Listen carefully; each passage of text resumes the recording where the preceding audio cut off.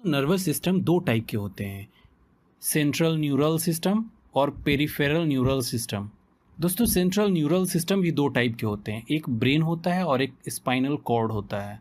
और peripheral neural system भी दो टाइप के होते हैं, सोमैटिक न्यूरल सिस्टम होता है और ऑटोनॉमिक न्यूरल सिस्टम होता है। दोस्तों, आज के इस वीडियो में हम बात करने वाले हैं ब्रेन के बारे में।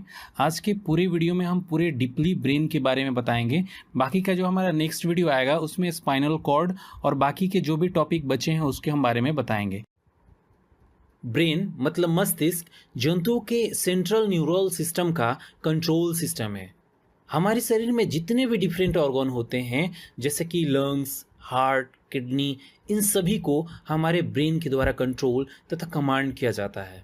साथ ही साथ शरीर के बैलेंस, शरीर का टेम्परेचर, भूख और प्यास तथा बहुत सारे इंडोक्राइन ग्लैंड्स को हमारा ब्रेन कंट्रोल करता है। इसलिए ब्रेन को शरीर का सीपीयू भी कहा जाता है। दोस्तों, इसका जो मुख्य काम होता है वो ज्ञान, बुद्धि, तर्क शक्ति, स्मरण शक्ति, विचार, निर्णय आदि को कंट्रोल करना होता है। हमारा ब्रेन सिर में स्थित क्रेनियम द्वारा सुरक्षित रहता है और जो इसका वेट होता है वो करीब करीब 1.2 से लेकर 1.4 केजी तक होता है।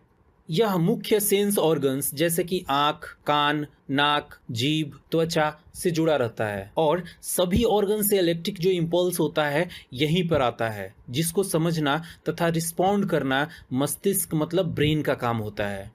दोस्तों, ब्रेन सभी ऋणधारी प्राणियों में पाया जाता है। हमारा ब्रेन एक विशेष प्रकार के सेल से मिलकर बना होता है जिन्हें न्यूरॉन कहते हैं। न्यूरॉन हमारे ब्रेन की संरचनात्मक तथा क्रियात्मक इकाई होती है। दोस्तों, न्यूरॉन की जो टोटल संख्या होती है वो करीब करीब 1 खरब से भी अधिक होती है। ब्रेन के मेनली 3 पार्ट होते हैं। फर्स्ट अग्र मस्तिष्क मतलब फोर ब्रेन, सेकंड मध्य मस्तिष्क मतलब मिड ब्रेन तथा जो लास्ट है पश्च मस्तिष्क जिसको कहा जाता है हाइंड ब्रेन। तो चलिए दोस्तों, हम फर्स्ट बात करते हैं फोर ब्रेन मतलब अग्र मस्तिष्क के बारे में। दोस्तों, यहाँ पर फोर ब्रेन को भी हम 3 पार्ट में डिवाइड कर सकते हैं, सेरेब्रम, थैलेमस और हाइपोथैलेमस। ठीक है, तो सबसे पहले हम बात करते हैं सेरेब्रम की।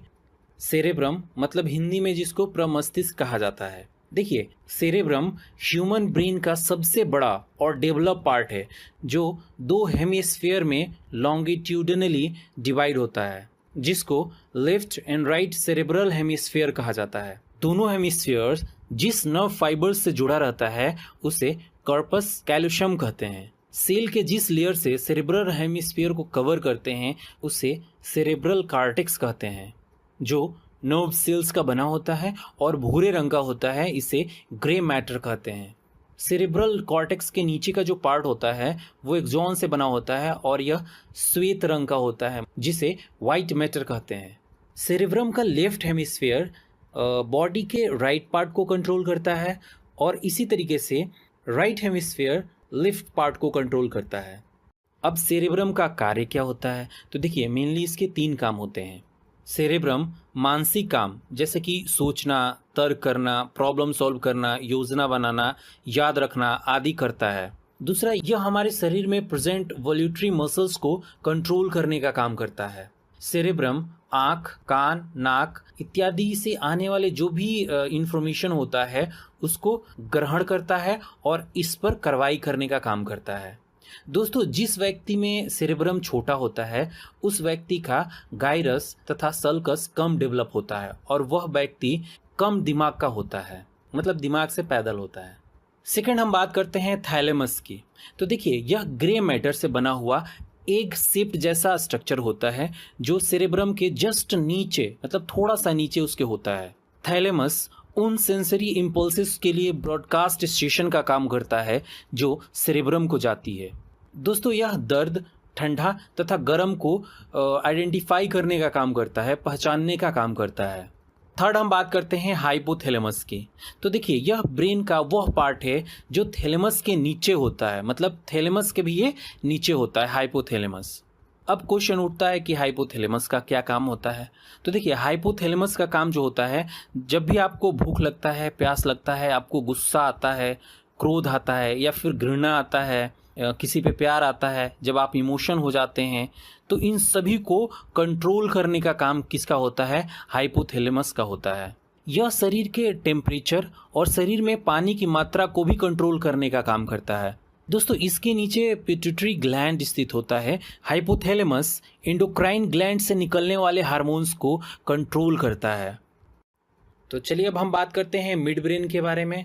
दोस्तों, मिड ब्रेन जो होता है ना, फोर ब्रेन और हाइंड ब्रेन के बीच में एक छोटा सा पार्ट होता है जिसे मिसेंस कहा जाता है। मिड ब्रेन मेनली 4 बॉडी से मिलकर बना होता है।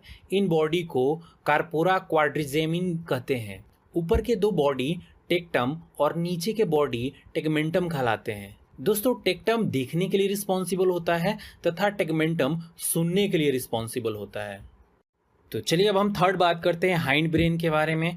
तो देखिए दोस्तों, हाइंड ब्रेन जो होता है ना, वो हमारे ब्रेन का सबसे पीछे का भाग होता है जो सेरेबेलम, पॉन्स और मेडुला ऑब्लांगेटा से मिलकर बना होता है।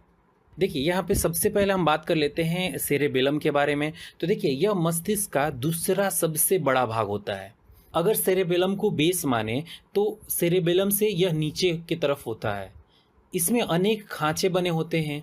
इसका कार्टेक्स भी ग्रे मैटर का बना होता है। सेरेबेलम शरीर का संतुलन बनाए रखना और पेशीय क्रियाओं में समन्वय बनाए रखने का काम करता है। सेकेंड हम बात करते हैं पॉन्स की। तो देखिए, पॉन्स को मेटेनसेफेलॉन भी कहा जाता है। पॉन्स श्वास को विनिमय करता है। पॉन्स हमारे रेस्पिरेशन के लिए रिस्पॉन्सिबल होता है।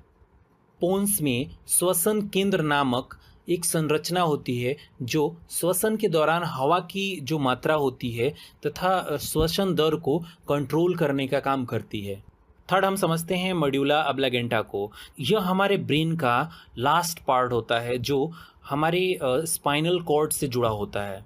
मेडुला ऑब्लांगेटा का जो मुख्य काम होता है वो लार आना, उल्टी आना, हार्ट बीट, आहार नाल तथा अनेक अनैच्छिक जो कार्य होते हैं उनको कंट्रोल करना होता है। यह सांस लेने, खांसने, निगलने आदि का केंद्र होता है जिसको माइलेन्सेफेलॉन भी कहा जाता है। दोस्तों, हमारा brain stem mid brain, pons और मेडुला ऑब्लांगेटा से मिलकर बना होता है। तो चलिए अब हम बात कर लेते हैं ब्रेन के जो मुख्य कार्य होते हैं वो क्या क्या होते हैं। देखिए, ब्रेन शरीर के temperature, blood pressure, pulse rate, heart rate और सांस लेने की जो क्रिया होती है ना, उसको सामान्य रखने की कोशिश करता है। वह शरीर के जितने भी अंग होते हैं उसको कंट्रोल करता है। ब्रेन अलग अलग सेंस ऑर्गन की मदद से देखकर, छूकर और चखकर हमें अपने आसपास होने वाले जितनी भी क्रियाएं होती हैं उनको बताता है और समझाता है। हमारा मस्तिष्क शरीर में होने वाले हर हलचल को कंट्रोल करता है और हमें सोचने व समझने की शक्ति प्रदान करता है।